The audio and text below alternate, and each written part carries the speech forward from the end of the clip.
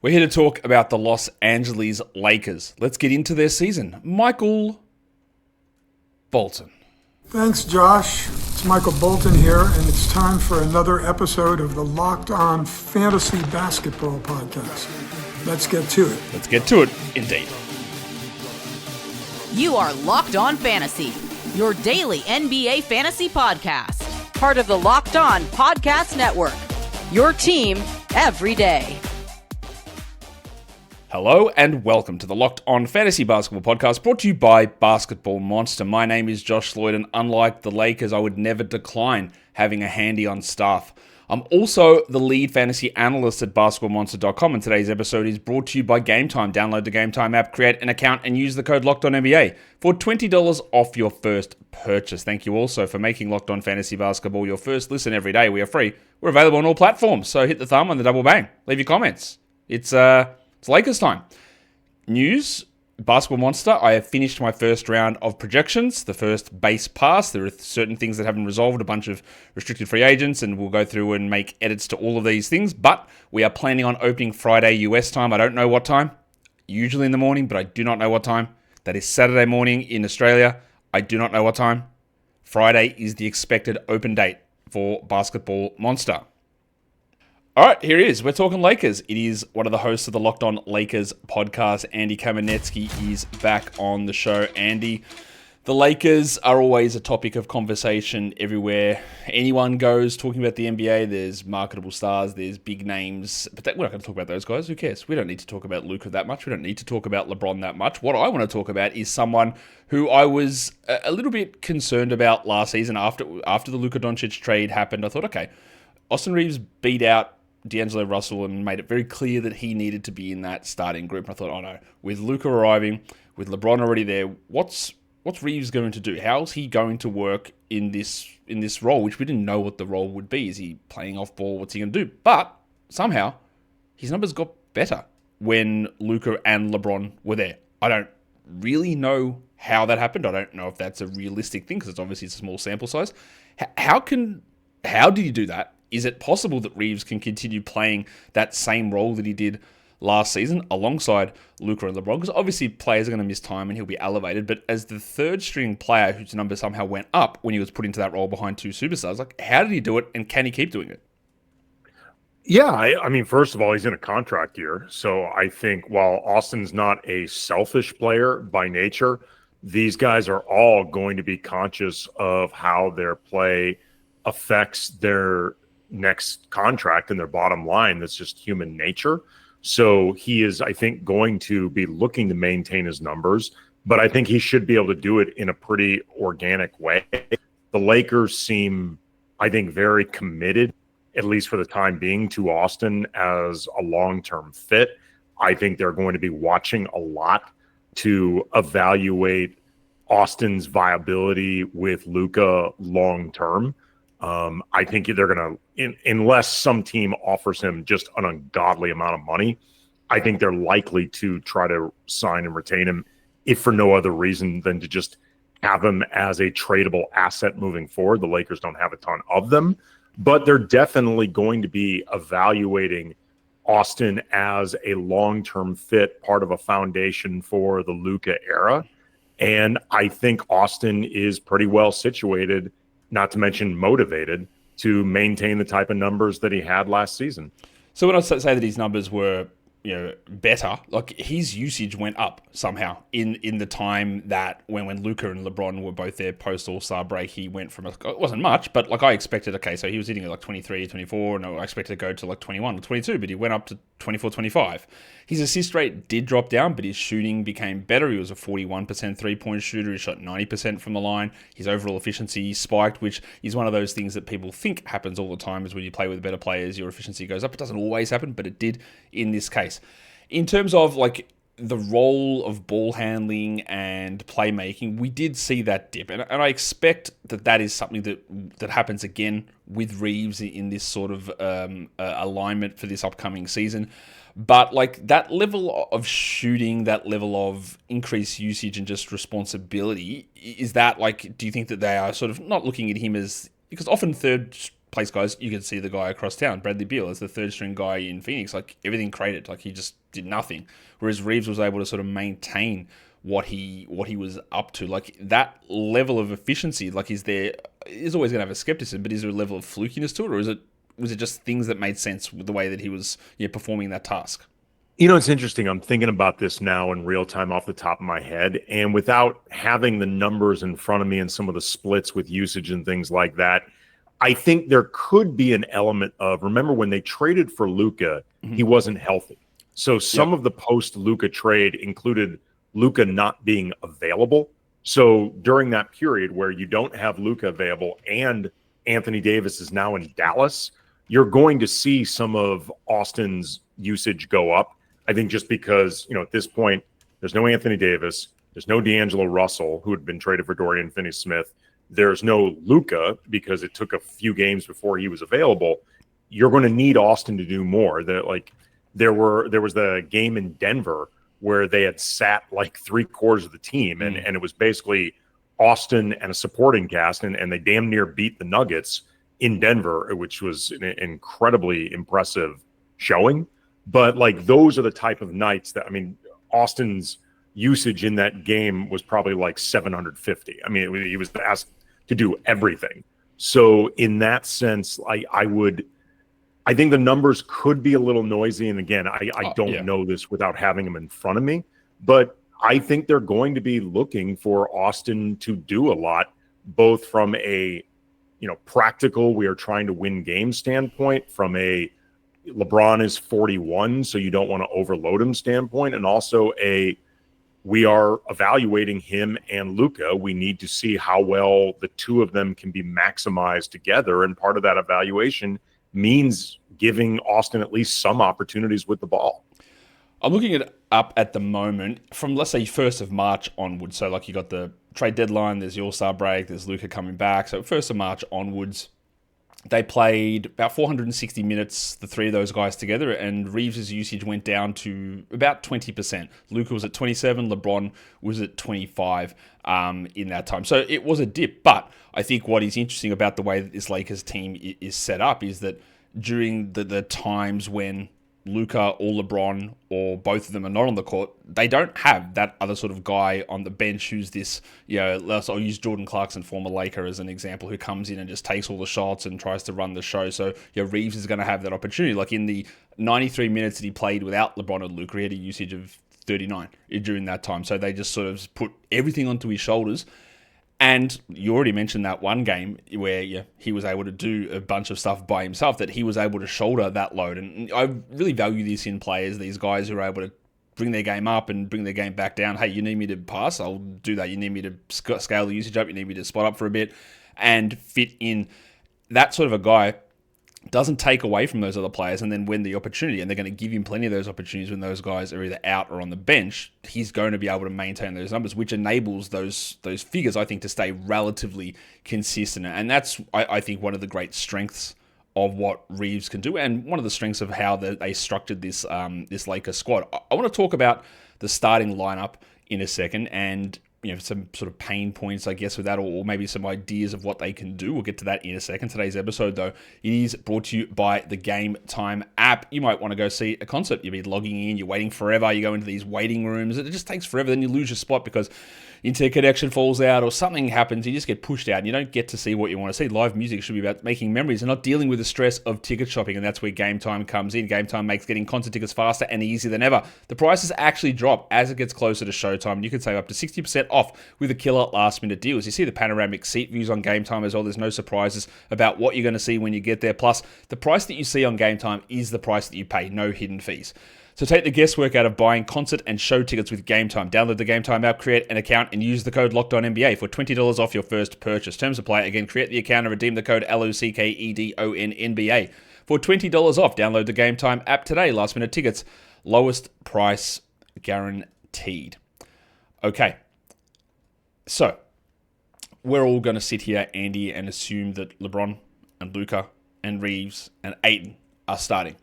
Last season, almost every time, it was Rui Hachimura who was positioned in that other position, whether he was the 3 or the 4, it doesn't really matter. Rui has been someone that I've been very critical of his game. He's had some improvements in his shooting. I still don't think he takes enough threes. I don't think he does enough other things. And I think he sort of just exists at times, and I don't know what he brings. But it would be foolish of me to suggest that Rui Hachimura is not going to be starting with this group. Do you think there's any chance that it's not? Do you think that his position is tenuous where they go, well, it's not working, there's someone else we can put in there because they lost Dorian Finney-Smith in the offseason? Because I'm not really sure what the other option would be in that position. I don't think it's foolish at all to think that Rui could end up coming off the bench, because I think it actually makes sense with this team. I would like to see Marcus Smart get put in the starting 5 alongside LeBron, Luka, Austin, DeAndre Ayton. I think those 4, LeBron, Luka, Austin, DeAndre Ayton, those 4 guys, I think, are pretty much in pen in the starting lineup. I would be extremely surprised, somewhere between surprised and shocked, if those 4 didn't. But I think Marcus Smart makes more sense with that starting 5 in terms of some of the defensive versatility that he provides, the ability to guard a wider variety of positions than some of the players they would otherwise have out there, including Rui. When you start looking at Luka, LeBron, Rui, and even DeAndre Ayton to a certain extent, you get kind of a redundancy defensively in terms of the guys that they would be looking to guard. It's basically 4s and 5s, maybe a few big 3s. But I'm not suggesting that Marcus Smart is going to be the, I believe, what was it, 2022, when he won Defensive Player of the Year, like that version of himself as a point of attack defender. You know, he's had some injuries. He's slowed down a bit. He apparently has gotten into very good shape this offseason, so maybe that'll help. But even if he's not ideal for that role, or like prime Marcus Smart, he's better than the other options they would have out there if you keep Rui in the starting lineup. And one of the issues that I think the Lakers have had over the last couple seasons is redundancy in their starting lineup. And then in the meantime, the last couple of seasons, and it really reared its head during the playoffs, they've been starved for bench scoring. Yeah. And Rui is a very good scorer. He is a score-first player. And I actually think he will get more utility coming off the bench. He's still going to play a lot of minutes regardless. I think he's going to play somewhere between 25 to 30 minutes, even coming off the bench, because he's that important for this team. And there have been times in the past where Rui, I think his focus and comfort level has waned if he's come off the bench. But I think he's going to be in this situation with more high-end ball handlers and playmakers on the court with him at all times. Like, he's pretty much always going to be playing with 1, if not 2, of LeBron, Luka, and Austin. So that's going to help. But in the meantime, though, I think he's just going to get more shots and have more of an opportunity to be a focal point. There were times last year where Rui wasn't getting enough shots in a starting lineup with Jackson Hayes at center. Now put DeAndre Ayton in there. DeAndre Ayton is a far more talented offensive player than Jackson Hayes. You're going to be looking to get DeAndre Ayton rightly more touches, more opportunities. I think Rui's going to get lost in the shuffle in a lot of ways if he doesn't come off the bench. That's right, because like I said at the start of this segment here on Rui, is that I've been critical of Rui because at times I don't think he does enough things that aren't scoring, and a lot of that was inside the arc 2-point scoring. But you're right, like when you're surrounded with 4 players who are significantly better than you offensively, you're not there to score. You're there to stand around and do some other things. And like he's not. If you turn Rui into a little things player, you're not going to like what you get. And I don't even mean this to be like a criticism of Rui. I'm actually a pretty big proponent of, and I think in certain areas defensively, for example, I think he's improved a lot. I think he's done more of the asks. I think, frankly, he's often been put in a very difficult position defensively because of those imbalances I talked about before, where he's often been asked to guard 2s and sometimes even 1s, and he can't be reasonably expected to do that. But at the end of the day, he's a scorer first. And if you're not putting him in a position to get the best thing out of him, and you're really banking on him to start doing his 3rd, 4th, 5th best things, you're not going to like what you get. It's not a good use of Rui. So I actually think, while again, he may not be happy about it, I think in the long run, he would actually be better off, and his numbers would probably be the same, if not better, coming off the bench.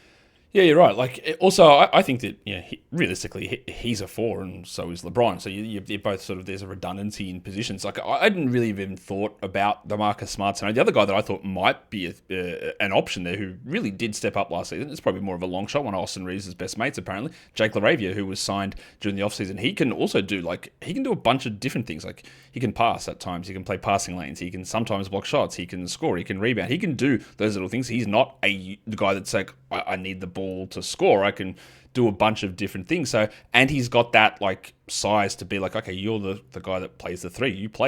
You're bigger than the guards and you're smaller than LeBron, and you sort of sit in the middle there. So that's another option. And that's, you talk about bench scoring or just bench depth. They were playing 6 guys last season in the playoffs. Like, just adding Smart, Ayton, 5 in the second half of game 4. Yeah, you add these guys in who are like legitimate rotation pieces. That gives you that extra bit of depth rather than relying upon the broken foot of Jared Vanderbilt and whatever the knees are of Gabe Vincent. It gives you some other options. I know that somebody that's watching this is going to be screaming, or maybe they're just calmly saying it to themselves, because, Josh, it's got to be Dalton Knecht. They need shooting in there. It's not going to be Dalton Knecht, is it, Andy? Because in the starting lineup? Yeah, there's like... it's not going to be I assure you, there will be one person watching this who was like, he's so good, JJ Redick loves him, he's a shooter. He was bad for most of last season. His summer league was one of the worst summer leagues I've ever seen from a second-year player who's almost 20. I'm going to say almost 25. I think he's 24. Where does Dalton Knecht, just quickly, where does Dalton Knecht go from here? Like, I say this in all honesty, is he even part of like the first 10 guys in the rotation on this squad? I don't know. It's something actually Brian and I talked about for both earlier episodes this week on Locked On Lakers. We actually have delved into Dalton Knecht. He's come up a lot in some recent coverage around the team. I'm not sure, to be honest. Like, I'm not ready to give up on him as a player or as somebody who would be in the rotation. And as talked about before, the bench in particular needs scoring. Like, Dalton is not going to start, I don't think, unless he improves pretty drastically in a lot of ways, because especially defensively, if you're going to take Rui out of the starting lineup, it's to bring a skill set that they don't have. Rui can shoot, so you don't need Dalton in there for shooting. Rui, if anything, like you said, Josh, needs to be a higher volume three-point shooter, but he has shot 40+% the last couple seasons with the Lakers. Like, he can do that. He is, if nothing else, a more confident scorer, I think, at this stage of his career than Dalton Knecht, and he's a better player than Dalton. So Dalton is not going to enter the starting lineup for Rui, because that doesn't really make sense, and it doesn't really address issues unless he just shows up in training camp having really turned around what we saw in the summer league and really doing some things consistently that we haven't seen from Dalton. As far as though him coming off the bench and a role, I think it's going to come down to improving some of the defensive issues that we've seen with him and some of his read and react. In a lot of ways, I think it's read and react on both sides of the ball. Like, there have been issues with him reading plays correctly as an off-ball player, running off screens, timing, stuff like that, I think has become an issue for Dalton. I also think, too, in fairness to him, rookies on teams looking to make playoff runs, and that's what the Lakers were looking to do, often don't play a lot. So, like, the idea that Dalton's playing time went down as the season went along, that in and of itself, to me, isn't necessarily that alarming. Like, if you look at most of the players who were like all rookie team, all second team, most of them were on teams that were in the lottery. Or, someone like a Jalen Wells who really popped in ways nobody expected. But like, it's pretty uncommon for guys to be first or second team all rookie playing on a team with actual stakes. So in fairness to Dalton, it's not shocking that his minutes would go down. That being said, though, he looks uncomfortable on the court right now in ways that he needs to rediscover the form from the first couple of months where he looked terrific. Yeah, exactly. And I'm sure that the failed trade plays a part in that as well, but he's got, honestly, if he wants his career to blossom and continue, he's, as blunt as it is, he's got to get over it. Like, he just... Well, I mean, what I would say to him, if I was somebody within the Lakers, or if Dalton would listen to me, I don't see why he would, but I would just let him know, look, they traded you for a skill set in Mark Williams that you can't possibly provide, which is being 7 feet tall. They traded Anthony Davis. They needed a playable center. They also needed a contract that could match Mark Williams because he's still on a rookie scale deal. Like, they didn't really have any other options for a rebuilding team. They didn't trade Dalton Knecht for like a souped up, more seasoned version of Dalton Knecht. They traded him for almost the complete opposite player of what he is. So while I know it's easier said than done to say don't take it personally, because I'm not the guy that was told, hey, you got to move to Charlotte. Like, I get where you wouldn't like this, but at the same time, it's like, it's not really shade that they were looking to trade you. They needed a completely different skill set. They needed a salary that would line up with Mark Williams, and they needed a player that a rebuilding Charlotte team would be interested in. There was really nobody else to trade on the roster. That is true, but that also, Andy, brings us to talk about the center position, because this team relied upon Jackson Hayes as the starting center last season, a challenged player, a limited player, if we're going to be fair, and if we're going to be unfair, I'd say, like, just honestly a bad player for most of his NBA career. But after we've already talked about one... I'm sure he'd appreciate you at least saying that's unfair. I can't wait for him to start sticking his finger up and swearing at me on some sort of social media live platform that he's got, because, not that he's ever done that before. Their second buyout guy is DeAndre Ayton. And you made a great point earlier at the show, and I want to bring that back. And we can criticize DeAndre Ayton as much as we like. Like, it's very easy to do that. Like, I don't know, he's probably not going to suffer any snow issues at his driveway in Los Angeles, but, these are things that have happened to him. This is a man who contests as few shots as I've ever seen from a big man, refuses to get free throws, doesn't decide to shoot threes. I don't know what he does half the time, but he doesn't have to do anything. Like, basically all he needs to do is show up, and he's already an upgrade over Jackson Hayes. Honestly, he doesn't need to be in a high-level offensive role, but he can be. He can scale that up, and we saw him do that for stretches in Portland. We saw him do it in Phoenix. He's not going to be a great defender, but he's big enough, and he shows some ability at times to be a defender. And I don't know. I don't want to judge the man too harshly, but I do think that he might be somebody that if he's placed in a situation where the stakes might be higher, that he might actually focus a little bit. Like, he might try at times. I do think that there might be a little bit of that to his game. So we can say that he was a terrible number one overall pick. We all laugh at him. He gave up all this money.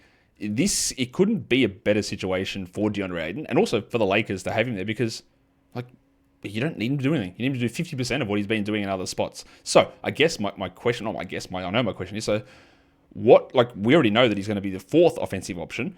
So I'm sure you've done some deep dives into DeAndre Ayton. What are the other things that he's going to bring that solidify that position that makes him not Jackson Hayes? Well, to begin, he is a far better rebounder than Jackson Hayes. He has never averaged fewer than 10 rebounds in his career.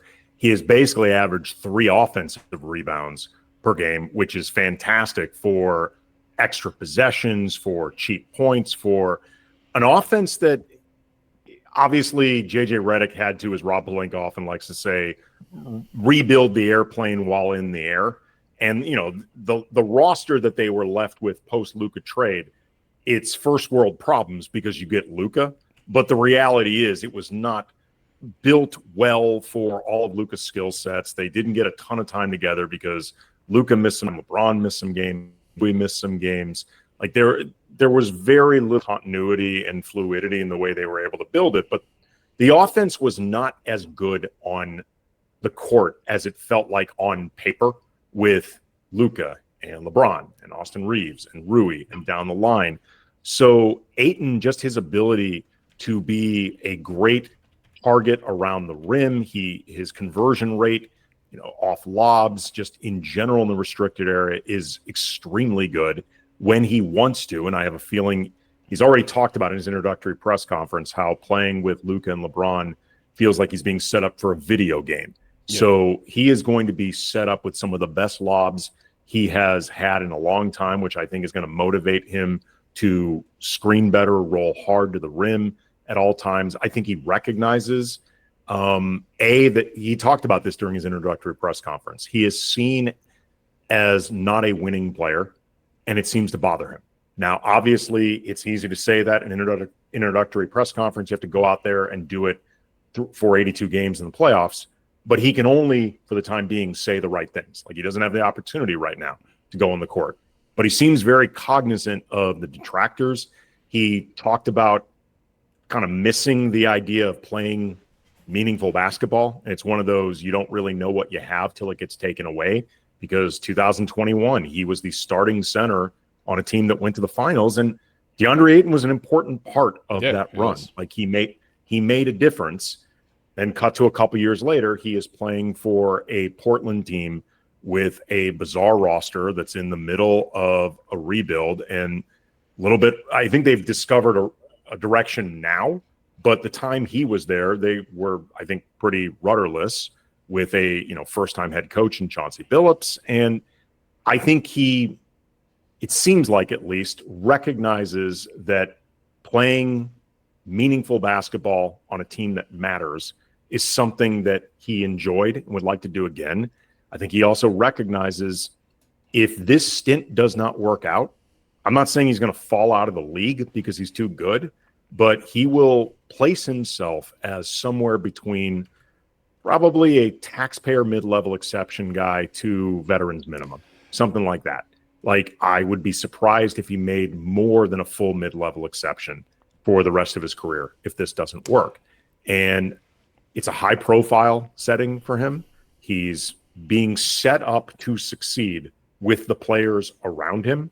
Again, he shares an agent with Luka Dončić. Like, that played a big role in him ending up on this team. I am willing to speculate that Bill Duffy, their shared agent, gave Rob Pelinka a heads up. Hey, this buyout that a lot of people don't seem to be expecting, it's coming before you sacrifice some assets to trade for a center. This could be coming your way. And DeAndre Ayton was clearly the best free agent center that hit the market this year by a wide margin. And even if Ayton doesn't improve a single thing that people use as detracting from him, he will be an upgrade over Jackson Hayes. Like, if he doesn't, literally all it comes down to, isn't it? Yeah, I mean, look, I think for his career, he averages something like 15 or 16 and 10. Yep. If he just gives you 16 and 10 and like a block or 2 blocks a game, that's going to be really, really useful. Like, he will make them better. I know he's a legit starting center. Yeah, he is. And I know that people, I'm going to sit here and say that he's my favorite player because I've been very critical of him in the past, but it is also, like, it's very easy to pile on him. And I don't think that many people would be aware of this. And you can debate the efficacy or the usefulness of things like screen assists, right? But he was fifth in the NBA in screen assists. Well, not on our channel. We cannot debate it on this on our particular network. We are not allowed to. No. It's a if you know, you know. It's a message from on high. But he was 5th in the NBA in screen assists, and I don't think many people go, yeah, DeAndre Ayton, he does the dirty things. He springs open his shooters. Like, no one thinks that, but he does. Like, the guys ahead of him was Sabonis, Gobert, Jokic, and Hartenstein. All right, okay, you don't look at him as that sort of guy. Also, I said that he's like a bad rim protecting center. He was like, his contest numbers in terms of contesting shots, they weren't awesome. Like, don't get me wrong, he wasn't putting up great numbers, but he was still like in the mix there. He contested more shots per game than Zach Edey did. He contested he was at like 7.8 per game, and Jaren Jackson was 8.1. And Jaren Jackson, we think of him, oh, what a great rim protector. Now, Ayton might contest them. He doesn't get his hands on them. He doesn't touch them, but he was at least putting in the effort. And I think that it is easy to criticize this guy. There's so many bad stories that have come out. But I think that, like you mentioned, the finals run, he tailored his game to what needed to be done. And that's exactly what he's going to need to do here. And it is going to be really interesting to see how the Lakers deal with this. And that upgrade it's going to be immense. And what is also immense is this show, because that is done. We are over, Andy. And all of the Marcus Smart, Jake LaRavia, DeAndre Ayton talk is going to be I didn't even get to talk about Bronny James, who actually looked like a legit player at times in Summer League. And my comp for Bronny, when he came into the draft, I said, look, if your best case, you could probably turn him into a Patrick Beverley sort of player. And I saw quite a bit of that. So I'll be interested to see if he's able to maybe step ahead of like a Gabe Vincent. I don't know. We'll see. I'm sure Locked On Lakers. I don't think he's will there cover. yet, but No. he's progressing. I will say this: he's progressing, I think, as well as they've hoped for. Nate McMillan, one of the Lakers' assistant coaches, said it was a very, very qualified hedging statement. But he said, I'm paraphrasing a little bit, but we expect him to possibly get some minutes, which is as hedging and non-committal of praise. But, he could have said, look, we think he's still a year away, but we're very happy with the way he's progressing. Just the idea of even floating this as a possibility, I think, shows that they really do feel like Bronny is progressing well.